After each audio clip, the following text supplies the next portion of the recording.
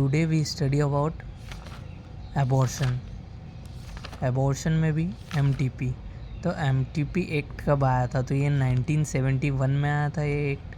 और इसके हिसाब से मेडिकल टर्मिनेशन ऑफ प्रेगनेंसी जो है वो अप टू 20 वीक्स की होना चाहिए, मतलब लगभग 5 मंथ के लिए। 5 मंथ के अंदर करवाते हैं तो वो medical termination of pregnancy 1971 act के अकॉर्डिंग होगा। अब प्रेगनेंसी का पीरियड जो है वो लेस देन 12 वीक हो तो उसको सिंगल डॉक्टर अबॉर्ट करवा सकता है प्रेगनेंसी को।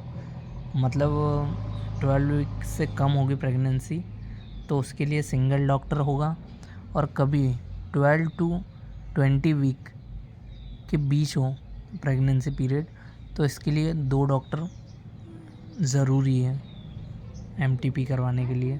कंसेंट, इफ़ मैरिड वुमेन हो तो उसका खुद का कंसेंट ज़रूरी है, उसके पति का कंसेंट कोई ये मायने नहीं रखेगा। और फीमेल कभी अनमेरिड हो और अबाव 18 ईयर हो उसकी एज तो उसका खुद का रिटर्न कंसेंट चाहिए, दोनों में, मैरिड हो या अनमेरिड हो दोनों में, और 18 प्लस हो।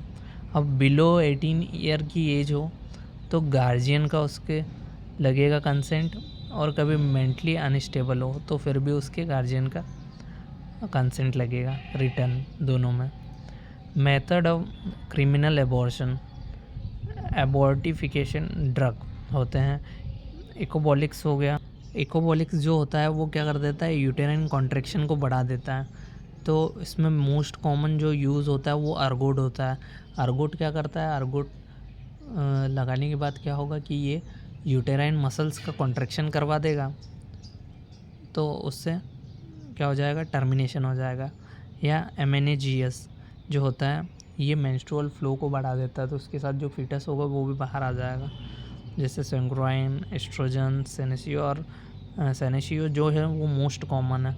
दूसरी मेथड की बात करें तो सिरिंजिंग करके निकाल सकते हैं, रप्चर ऑफ मेम्ब्रेन रप्चर कर सकते हैं, डायलिटेशन करवा सकते हैं सर्विक्स का तो उससे आ जाएगा बाहर, कपिंग से खींच सकते हैं, कॉजेज प्लेसेंटल सेपरेशन, या एबॉर्शन स्टिक्स ले लो, केलोट्रॉपीज, प्लम्बेगो, न्यूरियम, etc।